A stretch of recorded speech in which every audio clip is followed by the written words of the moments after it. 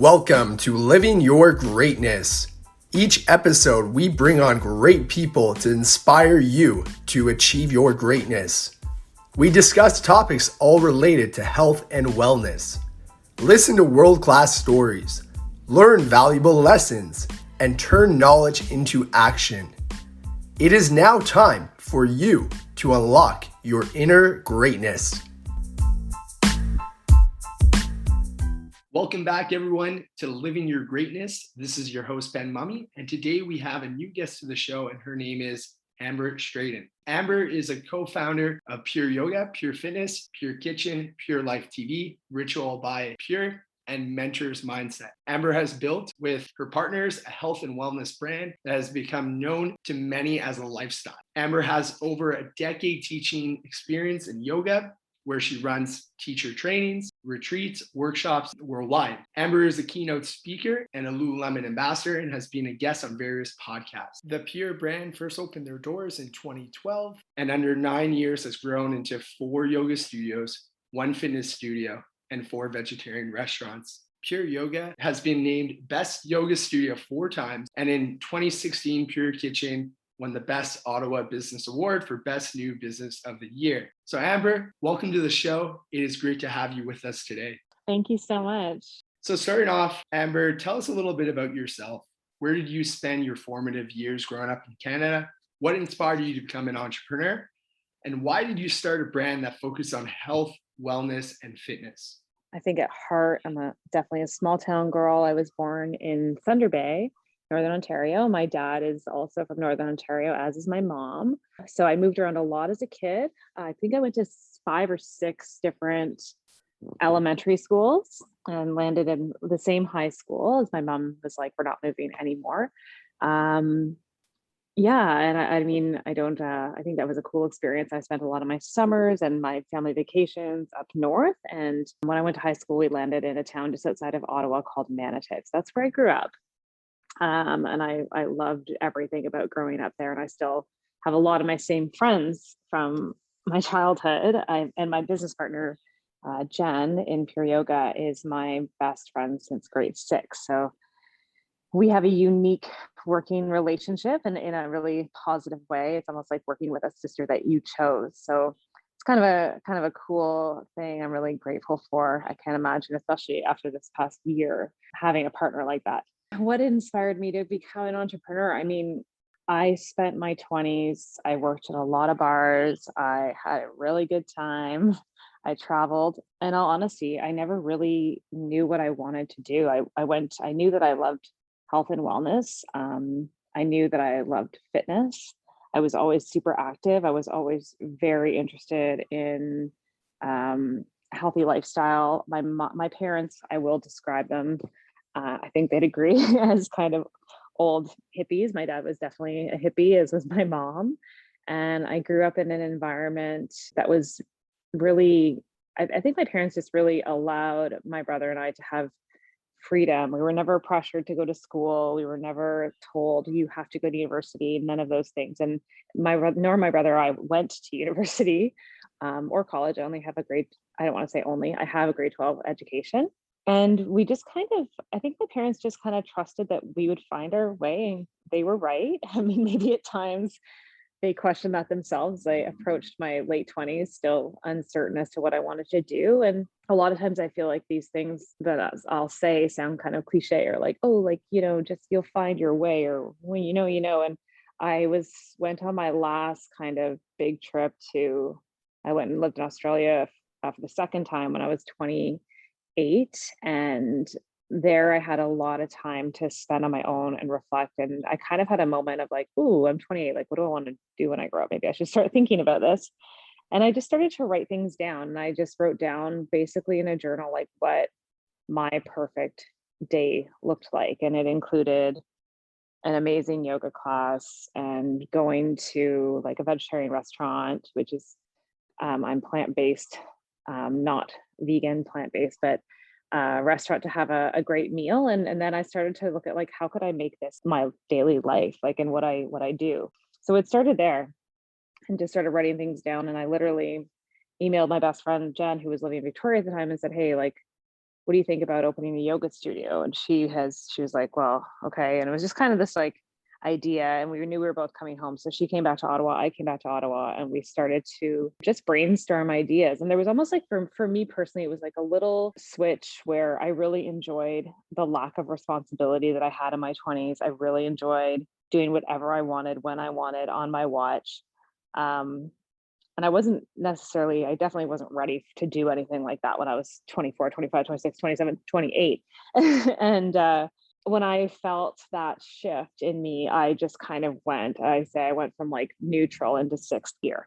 I do believe like now with the experience that I have, I do believe that I always had the entrepreneurial spirit. My mom is an entrepreneur, and every time we moved towns, my mom reinvented herself and she always worked for herself and had a new business happening. So I think always looking back, I see what I was observing and just her fearlessness in that as well, of just doing the thing. We'd move here and she'd become an aerobics instructor because there wasn't the town, moved to the next town, and she would become a fitness instructor there. And then the next town, she was like, I'm going to be an esthetician. That just kind of would look at what was lacking in these small little towns we were living in and create something. Thanks for sharing that deep background of kind of how the entrepreneurial spirit arose. So just taking a little rewind, how did yoga come into your life, and how has your relationship with yoga had an impact on you?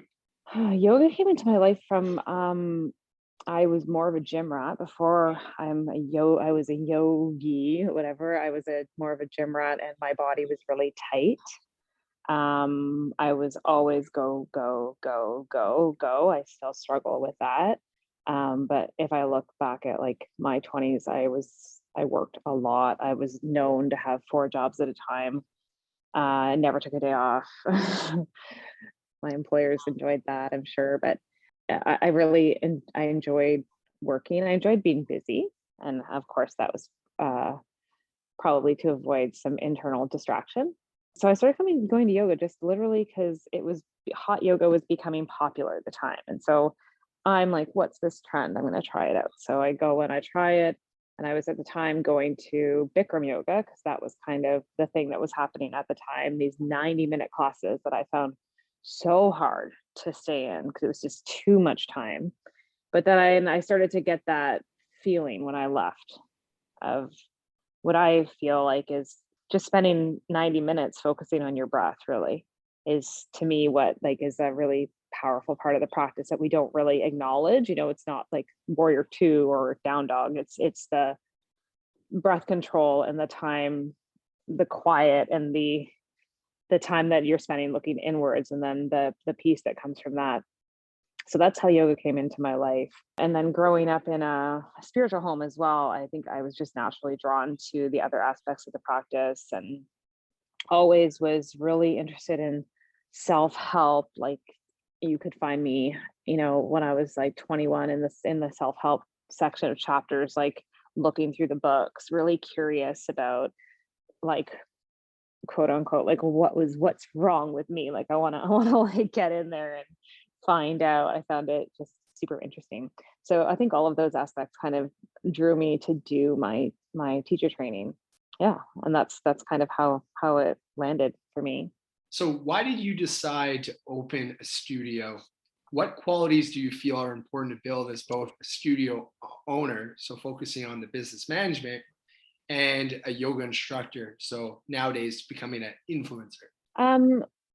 At the time in Ottawa, I felt like there was room in the market for something that felt a little more user friendly. I'm going to say like a little more mainstream almost. I wanted to create something that had a more modern vibe, and I wanted the average like jock or average Joe or whatever to be able to walk in and felt like they belong there. And I'm not like throwing shade on any other studio in any means. For me, a sense of like I didn't always feel like I could really fit myself into the yoga world at the time.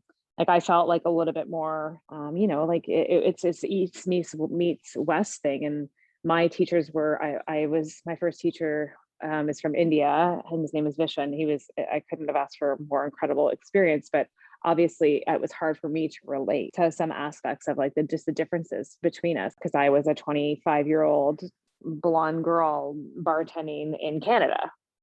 So I think I just wanted to like have something with a little more modern. I wanted to introduce the yoga practice to people in a different, unique way that a lot of people don't like, which is fine. You're not going to please everybody.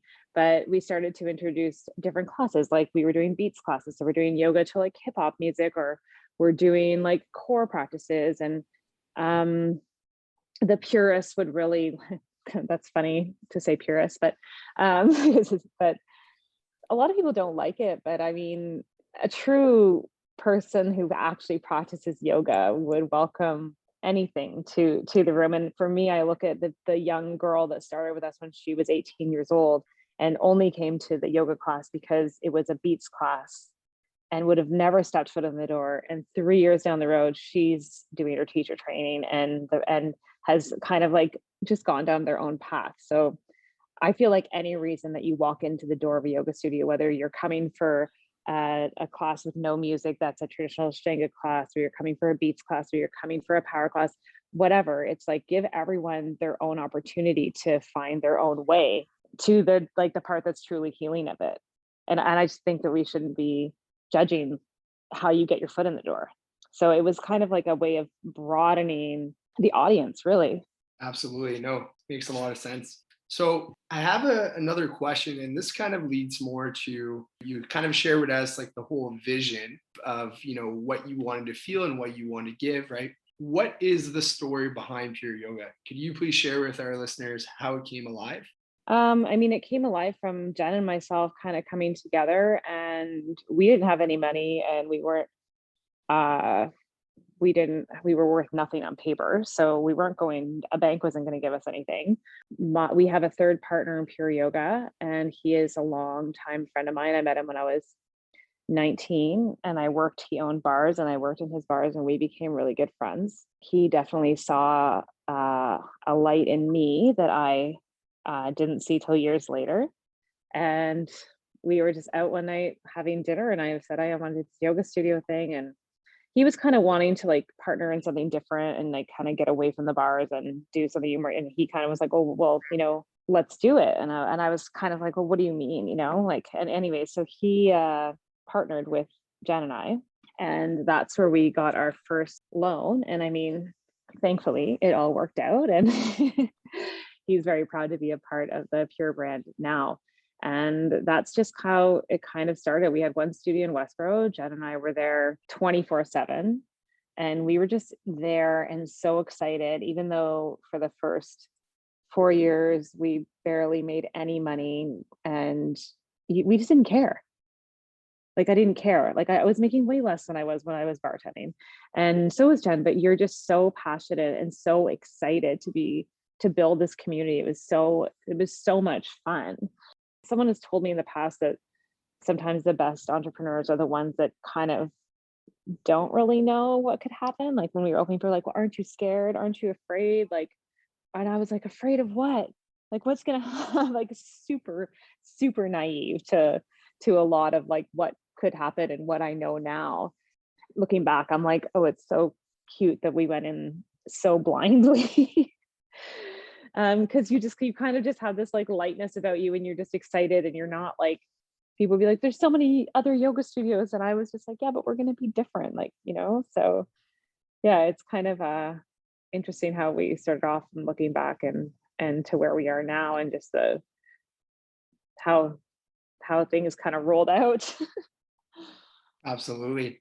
One thing that I wanted to highlight there that you said is you guys had that passion, right? You had that huge drive, putting in all those hours and even comparing, to other things that you had done, where maybe money was more, but passion over time always fuels energy, right? And over time, it's beautiful when we see our hard work compound and the money kind of follows. So that's awesome. I'm really glad that even if it wasn't always easy, that worked out for you guys. So why is Pure so important to you? It seems like there's a greater purpose behind everything that you do. I think that for us, like I can genuinely say that like every decision that's made in our company we stand behind it. And it's never something like looking like outside looking in, being like, oh, people would like this, let's sell this, or people like this, or they're doing that, let's do this. It's more authentically offering things that we would do ourselves, or we would buy ourselves, or it's just like all of the decisions are made from the partners. And we've had the opportunity to use our platform to do some really great things. About 4 years ago, was during the Syrian refugee crisis, we sponsored 2 people and brought them over, and it's really cool. They now have a life here. And the one woman that came over now, she works for Pure Kitchen, and she's become a vegetarian. Just like so cool to see, the impact that you can have by using your platform to do great things. And anytime anyone in our community has come forward and said like, hey, can you help us raise money for cancer, or we've had some people in our community that unfortunately have not survived cancer, and people that have, and we've come together and just like seeing the community come together and like raise money to help these people, or like one of our students whose house burnt down, and just like, it's just like the power of community. And when you have a platform to do that, and with Pure Kitchen, I mean, we're a vegetarian restaurant, we're mainly vegan based, but we do like have goat cheese, so we don't call ourselves vegan.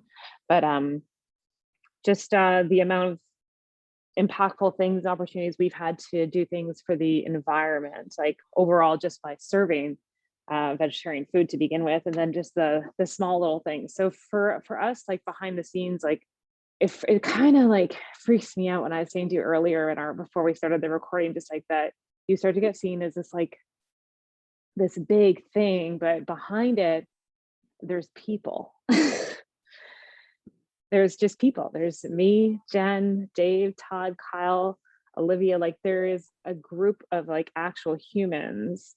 And a few of us are a little bit more, I'll say, like in the spotlight and known, but behind this group of small businesses, there's behind this 7 locations or whatever, there's like 7 of us operating. It's not like one person like running the show. So yeah, I mean, there's obviously, I don't know if you feel like the emotion in my voice, like when I talk about it, but it's yeah, sometimes it's just hard to see like from the outside looking in, and all of a sudden you're like, whoa, like, I think sometimes, unfortunately, like the world and the way it's become, and the social media shit that like is just like such a business tool that we all need to use, but also can be such a toxic thing that we are kind of forced to deal with, that 10 years ago didn't exist. So it's just like this, like it's becoming, everything is like, I feel like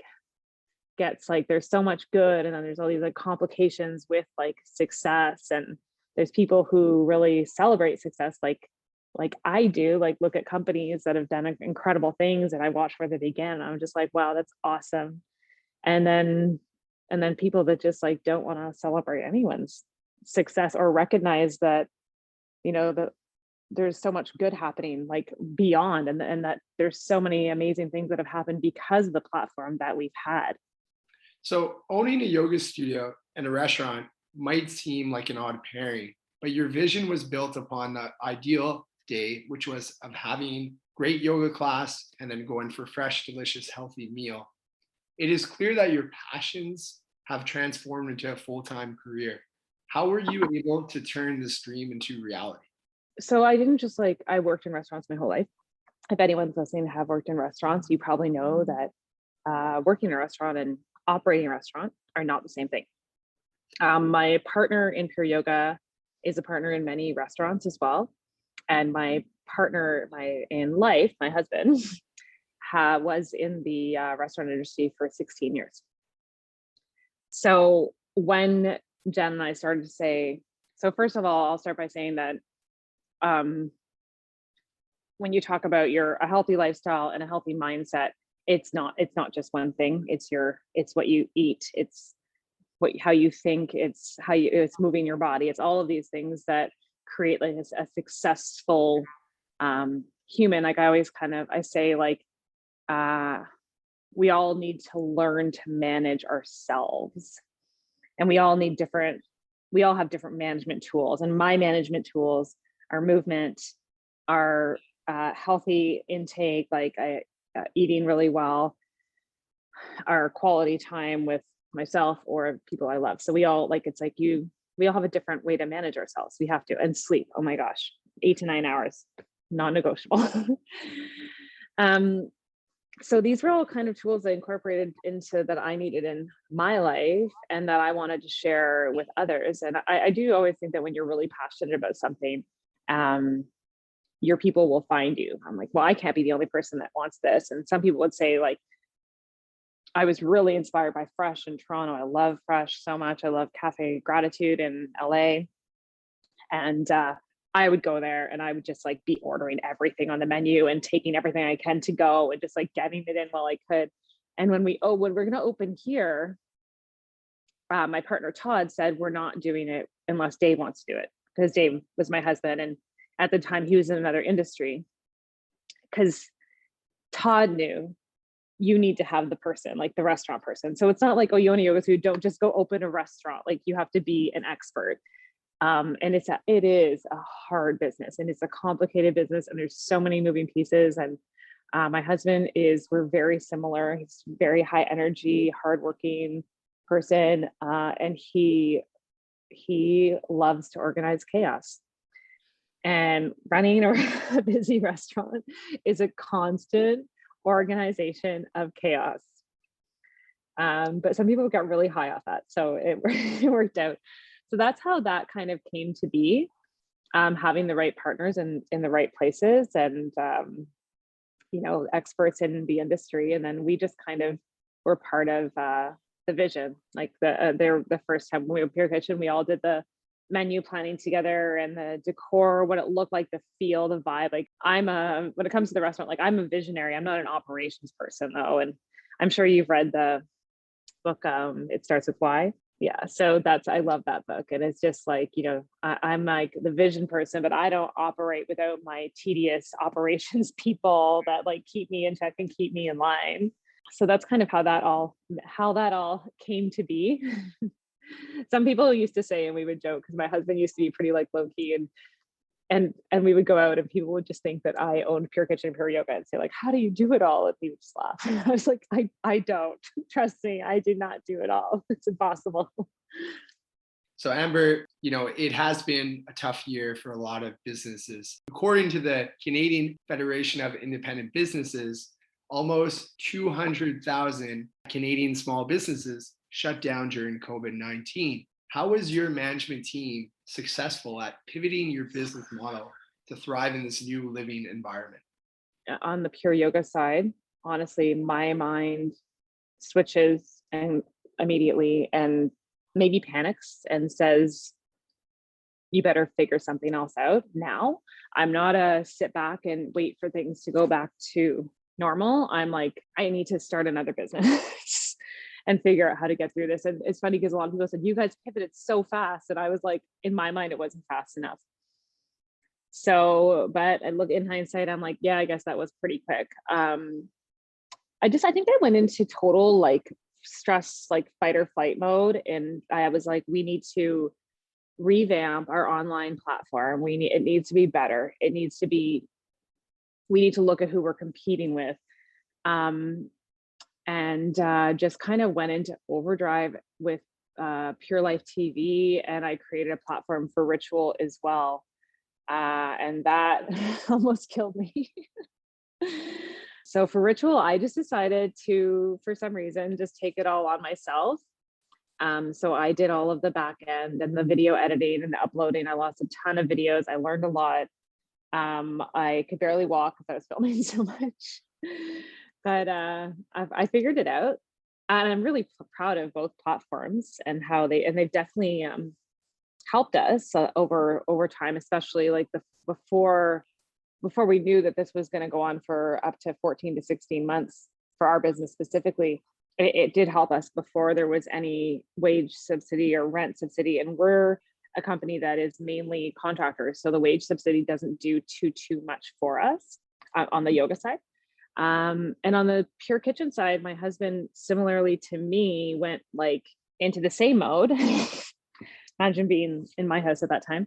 And we pivoted away from things like Uber Eats and Skip the Dishes because they are a third party. For those who don't know, a lot of people don't know that when you actually order from Uber, the business itself isn't really making that much money, like maybe like $2 or $3. So we just immediately pivoted from that and we started our own delivery service, which helped us be able to keep a lot of our people employed as well. And it was actually really great because we implemented it like so that everyone that was working was sharing in tips that people were getting from ordering takeout.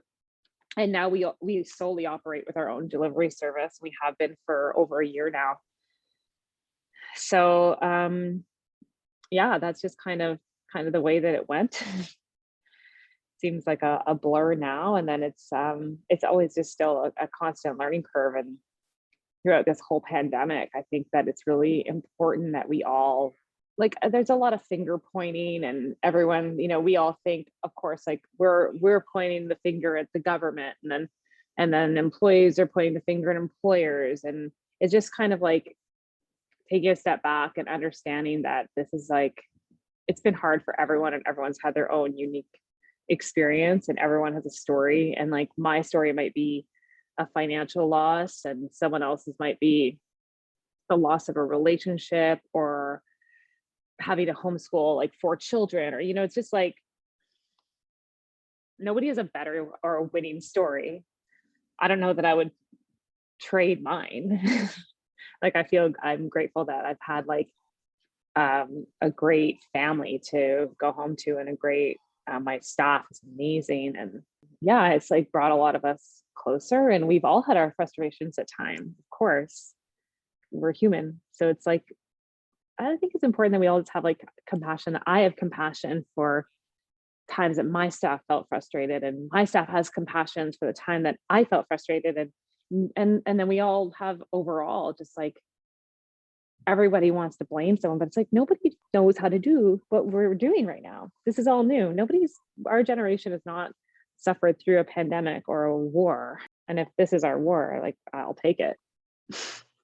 Absolutely. It's great to hear that you guys took that path, right? To look to thrive or look to get better, rather than taking the path to just fall and get worse, right? So I'm really glad to hear that. And thanks for sharing how you guys have found creative ways of pivoting and getting better for your business. So apart from having businesses that offer quality products, the Pure brand understands the importance of meaningful experiences, making a real effort to connect with each client that walks through their doors, both physically and now virtually. Your clients are treated as a person rather than a number. Your brand understands the importance of connection with each client on a deeper level. I believe it is one of the reasons your businesses have been so successful. Putting the person before the client is something a lot of businesses fail at doing. When did you understand how important this was? From the beginning, I can say I understood how important it was. Like someone decides like if they're going to come back in like 30 seconds. Working in the service industry for so long, like it is just ingrained in you. Like I can go into a restaurant now and I can be watching the door. If someone has to acknowledge the person standing at the door for 2 minutes, I'm like, what's happening here? Like, say hello to the person. Yeah, customer service is huge. It's huge in every industry. And also just as a yoga studio owner, as a yoga student, always remembering that like the person that's coming in that might not be in a good mood, like you don't know what people have going on in their lives. And that is just like, again, going back to just like having that space and being compassionate and not taking it personally that someone comes in, they're not in a great mood. Like this person is coming to the yoga space for themselves and they're not here to please you, or it's just like, you never know what someone has going on, and just reminding and continuing to encourage your staff just to always be kind. And it's understand that you can't take things personally when you're in the service industry of any sort. But it's yeah, I think that was a part of when we opened Pure Yoga too, just customer service, like excellent customer service. And excellent customer service does not always mean the customer is right. Like whoever said that, that doesn't make any sense because everyone in the world is a customer at some point. That's like saying everybody is right all the time. No, sometimes people are unreasonable, but just like, you know what I'm saying? Good customer service is super important. And just seeing people as people, like you said, and not a number, and understanding that you don't know what's going on at any time. Absolutely. So this actually leads me to my next question. What do you think separates a good business from a great business? To me, a great business is somewhere it's something, it has there's a feeling to it. I always say like you can feel authenticity. Like when you meet someone and they're nice, but you're just like, oh, there's something off. Or maybe you go to yoga class and you're like, yeah, that was a great class, but I don't like that teacher for some reason. There's something. And I feel like no matter what, and whether people can recognize it or not, like you can always feel the authenticity behind things. And you can feel the passion as well, like I believe. So it's like that to me is like separating good and great. The ability to make decisions like as a leader, like not from a place of ego, or just is also going back to authenticity. Because then if you're making decisions from your ego, it's just like not a true place to be living from. And that means that sometimes you have to be vulnerable or wrong. It's just, to me, it's like it's a feeling that you shared with me that you got from our community, from going in and feeling like you're a part of something, that the people that are participating, from the staff to the volunteers to the teachers, are genuinely interested in being there and want to be there and take pride in what they do. To me, that's a great business. Awesome. Great. Entrepreneurship can be a tough road. In difficult moments, how do you stay focused on moving forward and making progress? Time, giving myself time, not reacting. It's been challenging this year for sure. I think it's just like, that you shouldn't react. It's just like giving yourself time, but to just process, understand where you're coming from, and like giving space, like just like never like respond to something that's bothering you right away. Give yourself time to step back and look at it for what it is, and give yourself a 24-hour, 48-hour, 72-hour rule, depending on the kind of person you are. Yeah, and I mean, I'm really grateful that I have in my work life, my two main my managers, Jen and Kristen, and my partner, Jen. They've been incredible we've all like had to lean on each other in different ways at different moments through this past year, and through difficult times as well. And we have a really great space to allow vulnerability and honesty, even from like my management to owner relationship, where I truly feel like they will tell me like, no, or I disagree. And I appreciate that, because we've all been doing this together, and we've been pretty much working together, all of us, for 8 to 10 years. Amazing. What advice would you give to a millennial who's just starting out on their entrepreneurship journey? I don't want to make like generalizations or but it doesn't happen overnight. Like you need to establish yourself. Like this is kind of an interesting thing. I've had some conversations with millennials recently where I feel like and social media is a big part of it. And now there's this platform where you can just put a title on your Instagram page and I'm this. But you haven't really done the work to get there. Like, how did I become a successful yoga studio owner of one studio? I taught my ass off. I taught for years in the city. I taught all over the place. There was no Instagram, or there was, and it was just pictures of food at the time. And I gained a reputation for being a great teacher.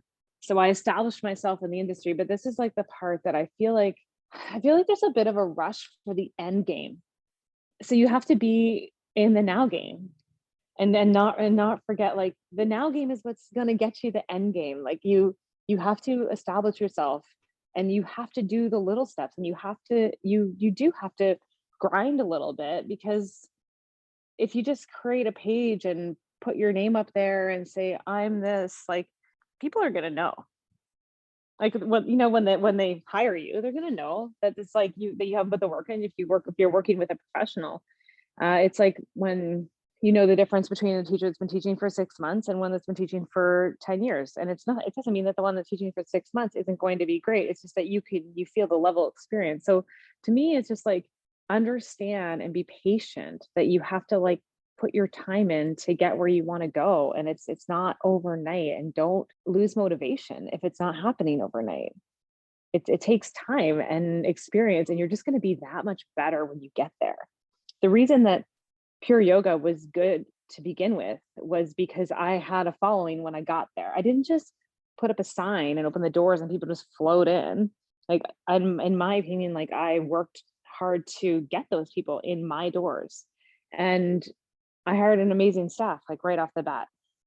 So I feel like my main advice is just like also to anyone who's in their 20s and listening. I just can't say enough. I have two stepdaughters, and I'm just like, don't rush. What's the rush? Like enjoy yourself. Your 20s are about like have a good time, like relax, travel, do the things. When I was 28 and I went to Australia, there was a part of me that was saying, you're 28, you shouldn't be doing this. And then there was another part of me that I think is like the wiser part that was saying, you're only 28, fucking go. And I'm so glad I went. It's just like you have so much time to be an adult and to be responsible, to have responsibilities and like yeah, I think it's just there's a lot of pressure. So I just if I could like take that pressure away from anyone, just even a little bit.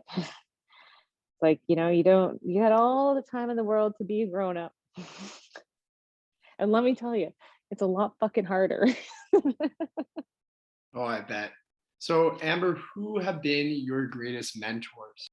My partner, my friend Todd, has been a great business mentor for me. He's been I talk to him almost every single day. So he about everything, and he's super experienced and very successful. And even through this year, as hard as it's been to have somebody who's a lot older and more experienced than you telling you or reminding you, like, you know what, we're all going to have a bad year of business.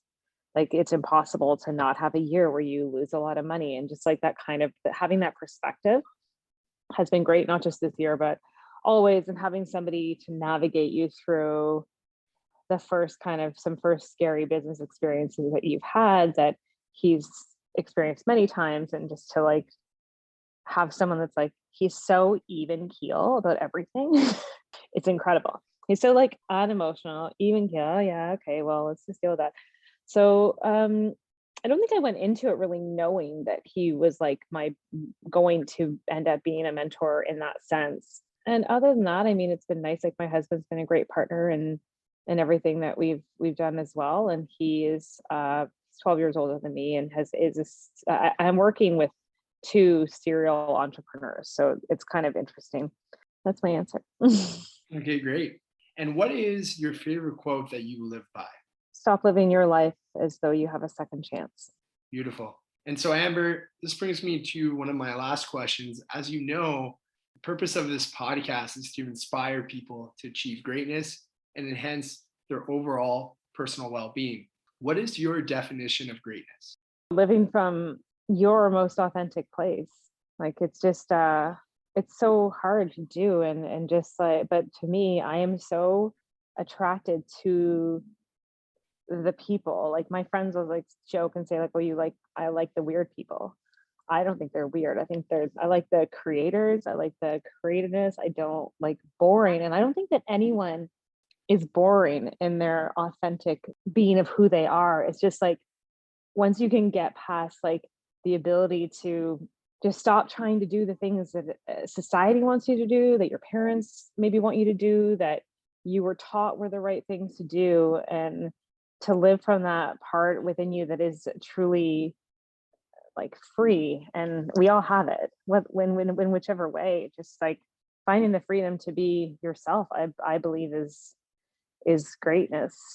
It's Awesome. just there's so many, it's so interesting. Like I mean, I was never pressured to do the thing. I was never pressured to like university and like buy the house and have the kids, and all of those things were just never part of like what I was taught or how I was taught to receive acceptance or love. And so I'm grateful for that. But I wish that I wish people could a lot of people have that, to be free from that. It's kind of like yeah, I'm like thinking 6 million things right now and I can't like put it into words because it's more of like a feeling.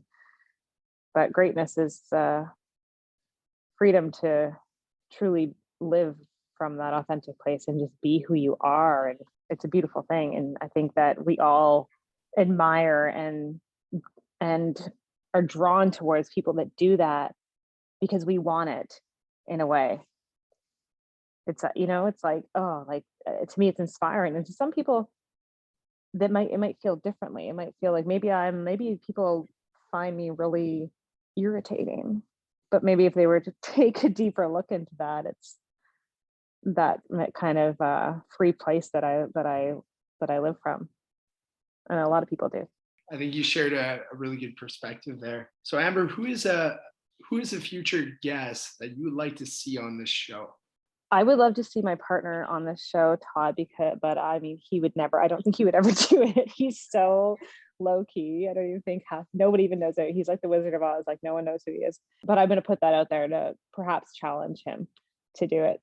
Other than that, I mean, I haven't thought too much about it. I know some really incredible entrepreneurs in the same industry, in the fitness industry, that, like you mentioned, Wheelhouse, and I'm friends with those girls and they're also amazing, would be amazing guests.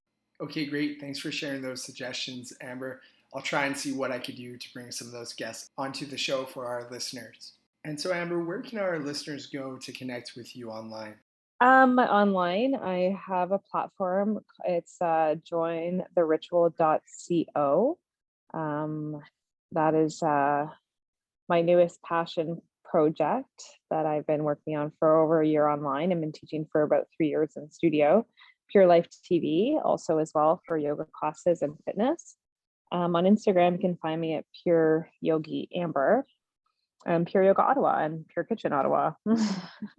Okay, great. Awesome. So I will make sure, Amber, to put all that in the podcast notes. And as well as for our listeners who are not from Ottawa, also let them know that you have that online access as well. So they could also be part of this community that you guys are continuing to build. So yeah, I want to just take the last kind of moment here to thank you again for being on the show. You've been very generous with your time. And I hope to have you on again in the near future. Yeah, once this ball gets rolling again. Thanks so much for having me. Thank you for listening to the Living Your Greatness podcast. If this show has added value, please subscribe, leave a rating, and make a review.